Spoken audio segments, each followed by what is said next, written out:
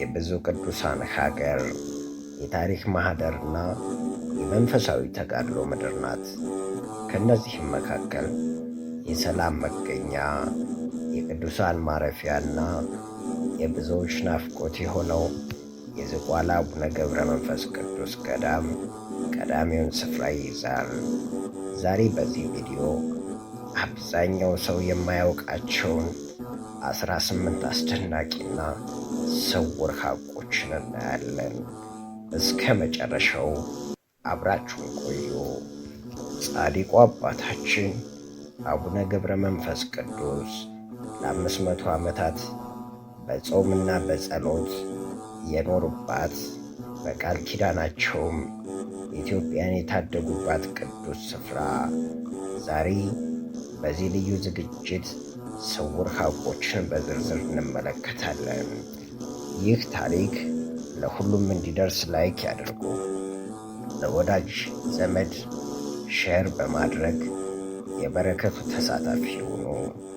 ቻናሉ አዳዲስ ቪዲዮዎችን ሲለቅ ለእርስዎ እንዲደርስ ሰብስክራይብ በማድረግ ቤተሰብ ይሁኑ።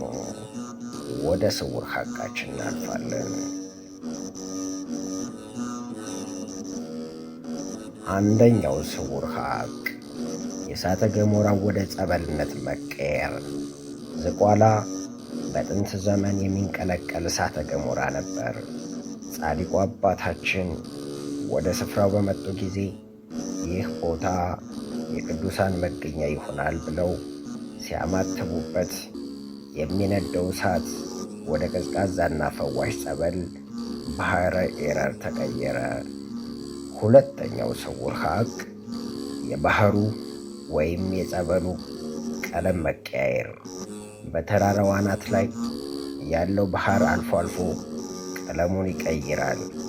ይህ ለብዙዎች የተፈጥሮ ክስተት ቢመስልም በገዳሙ አባቶች ዘንድ ግን እንደ ሀገሪቱ የሰላምና የመከራ ሁኔታ የሚታይ መለኮታዊ ምልክት ተደርጎ ይወሰዳል። ሦስተኛው ስውር ሀቅ የ3000 ቅዱሳን ጉባኤ። በየዓመቱ በጥቅምት 5 እና በመጋቢት 5 ቀን ቁጥራቸው 3000 የሚሆኑ ስውራን ቅዱሳን በዝቋላ ባሕር ዙሪያ ተገኝተው እንደሚቀድሱና ለሀገር ሰላም እንደሚጸልዩ ይነገራል። አራተኛው ስውር ሀቅ የአንበሶችና የነብሮች ጥበቃ። ጻድቁ አባታችን 60 አንበሶችና 60 ነብሮች ይከተሏቸው ነበር።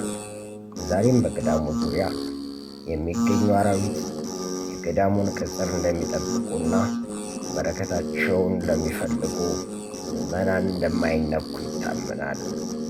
አምስተኛው ስውር ሀቅ የ100 ዓመቱ የቁመት ጸሎት። አቡነ ገብረ መንፈስ ቅዱስ በዝቋላ ባሕር ውስጥ ለ100 ዓመታት ተዘቅዝቀው በመቆም ስለ ኢትዮጵያና ስለ ዓለም ምሕረት ለምነዋል። ይህ ትልቅ ተጋድሎ የተደረገበት ስፍራ ዛሬም ታላቅ ኃይል አለው። ስድስተኛው ስውር ሀቅ የገዳሙ ስም ደብረ ዘይት። ዝቋላ ደብረ ዘይት ተብላ ትጠራለች።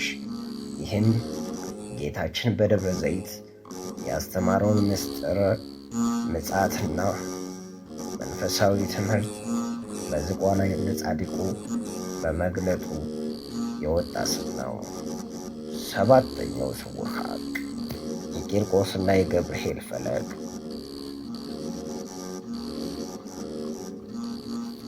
በገዳሙ ውስጥ ቅዱስ ገብርኤልና ቅዱስ ቂርቆስ ጻድቁን ሊጎበኙ መጥተው የቆሙበትና የጸለዩበት ቦታ ልዩ ፈውስ እንዳለው ይነገራል። ስምንተኛው ስውር ሀቅ የስውራን ዋሻዎች።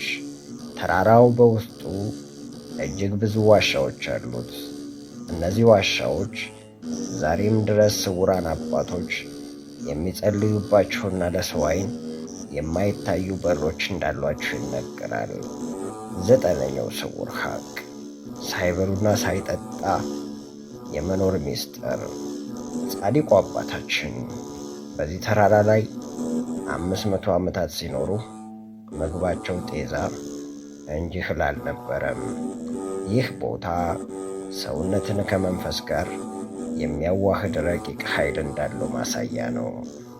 10ኛው ስውር ሀቅ የቃል ኪዳኑ ታቦት። በዝቋላ ገዳም ውስጥ የሚገኘው ታቦት በጻድቁ አባታችን እጅ የተባረከ ሲሆን በጦርነትና በመከራ ጊዜ ገዳሙን ካለበት ሳይነቃነቅ ጠብቆታል። 11ኛው ስውር ሀቅ የትንቢት ስፍራ። ብዙ ቅዱሳን ስለ ኢትዮጵያ የወደፊት ዕጣ ፈንታ ትንቢት የተናገሩበት በዚህ ተራራ ላይ ነው። ዝቋላ የኢትዮጵያ መንፈሳዊ ራዳር ናት። 12ኛው ስውር ሀቅ የአፈርና የድንጋዩ ፈውስ። የዝቋላ አፈርና ድንጋይ ሳይቀር በጻድቁ ቃል ኪዳን ምክንያት እንደ እምነትና እንደ ጸበል ያገለግላል። አፈርሽን የዘገነ ድንጋይሽን የጫነ ይማርልሃል የሚለው ቃል ኪዳን እዚህ ላይ ይፈጸማል። 13ኛው ስውር ሀቅ መላእክት የሚወርዱበት ቦታ።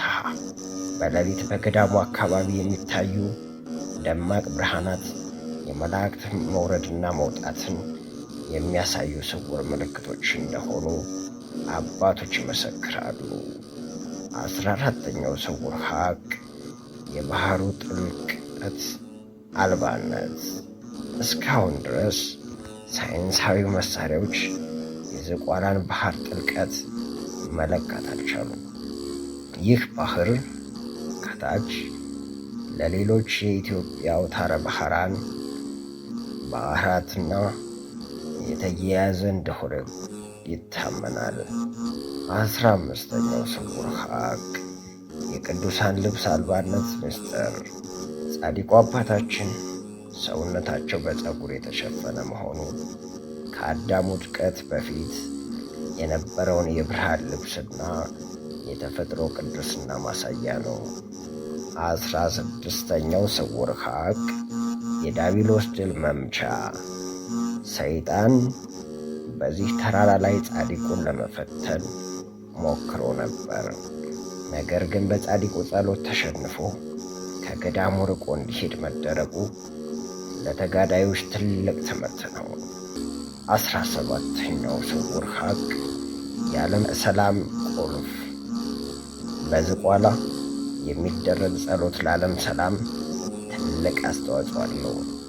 ገዳሙ የጸሎት ማዕከል በመሆኑ እዚህ የሚነሳው ዕጣን ሰማያትን ይከፍታል። 18ኛውና የመጨረሻው ስውር ሀቅ የወደፊቱ ክብር። በመጨረሻው ዘመን ዝቋላ ዳግመኛ በታላቅ ብርሃን እንደምትገለጥና የብዙዎች መዳኛ እንደምትሆን የሚናገሩ ስውር የድርሳን ታሪኮች አሉ። የስውር ሀቃችን ማጠቃለያ። ክቡራን ተመልካቾቻችን ዛሬ የተመለከትናቸው 18ቱ ስውር ሀቆች የዝቋላን ታላቅነት ጥቂቱን ብቻ የሚገልጹ ናቸው። ጻድቁ አባታችን አቡነ ገብረ መንፈስ ቅዱስ ለኢትዮጵያ የገቡት ቃል ኪዳን ዛሬም ድረስ በሥራ ላይ ነው። ይህ መንፈሳዊ ዝግጅት ለብዙዎች እንዲዳረስ ላይክ በማድረግ ይተባበሩ። በታሪኩ ላይ ያላችሁን አስተያየት በኮሜንት አስፍሩልን። ለሌሎችም ሼር በማድረግ እንዲዳረስ ቻናሉን አድርጉ። ገና ያልተነገሩ ምስጢራት ይዘን እንድንመጣ ደግሞ ሰብስክራይብ ያድርጉ። የጻድቁ አባት ረድኤትና በረከት ከሁላችን ጋር ይሁን። አሜን። በቀጣይ ወሳኝ ቪዲዮ እስከምንገናኝ ድረስ ሰላምና ጤና ከሁላችን ጋር ይሁን። ኢትዮጵያ ለዘላለም ትኑር።